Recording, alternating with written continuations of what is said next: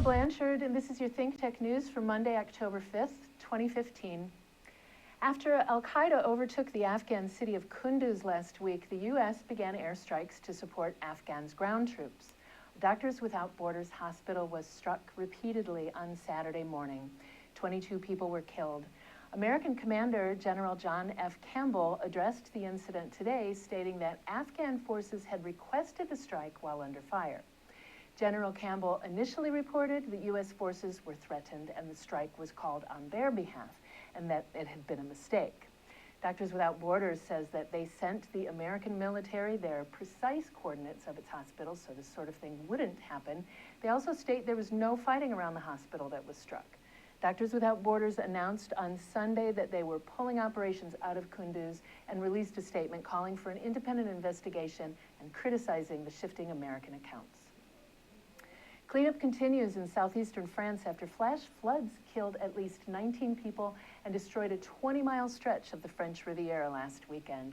Torrential rain between the cities of Cannes and Nice Saturday night caused rivers to overflow and release waves of water and mud that tossed cars and drove into homes and businesses. 7 inches of rain fell in just a little over 2 hours, in some places ripping pavement and asphalt from the ground. President François Hollande and Interior Minister Bernard Chevenot praised emergency workers and expressed condolences for the victims' families. President Hollande declared a state of emergency for the area and promised funds to help with recovery. More tragedy caused by rain. A waterlogged hillside in Guatemala collapsed, engulfing the settlement of El Cambre. 125 victims have been found. More than 300 are still missing, as people have formed bucket brigades to carry mud away from the settlement, where scores of homes are now entombed. Since 2008, Guatemalan authorities have issued alerts that the concrete block settlement of El Cambre was unsafe, but families who had lived their entire lives there chose to stay. In South Carolina, more than 2 feet of rain has fallen in the last 3 days. 9 have died as more than 500 roads and bridges have been closed and hundreds of people have been rescued from their homes and cars.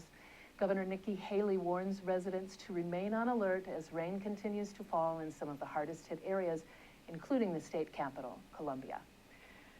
And one more rain-related item. Hurricane Joaquin is being blamed for sinking a U.S. cargo ship near the Bahamas. The search for survivors continues in the area where debris from the ship has been spotted. The ship that was carrying 33 people, including 28 Americans and 5 Polish citizens, radioed last Thursday that it was taking on water and had lost propulsion. Rescue units have spotted survival suits and a lifeboat, but no survivors thus far. After nearly 8 years of negotiations, today, the U.S. and 11 other Pacific Rim nations agreed to the largest regional trade accord in history, a precedent-setting model for global commerce and worker standards that will tie together 40% of the world's economy, from Canada and Chile to Japan and Australia. Debate over details is likely to continue, but President Obama spent recent days contacting world leaders to seal the deal. Administration officials have repeatedly pressed their contention that the partnership would build a bulwark against China's economic influence and allow the U.S. and its allies, not Beijing, to set the standards for Pacific commerce. And I think we need a little sunshine in our news today, so this is Steve the pineapple. I grew him on my balcony. He's my first homegrown little pineapple fella, and I'm pretty proud of him. So before I introduce him to his cousin the orange and 2 varieties of rum, I thought I'd show him off here. Aloha from me and Steve. Donna Blanchard, ThinkTech News.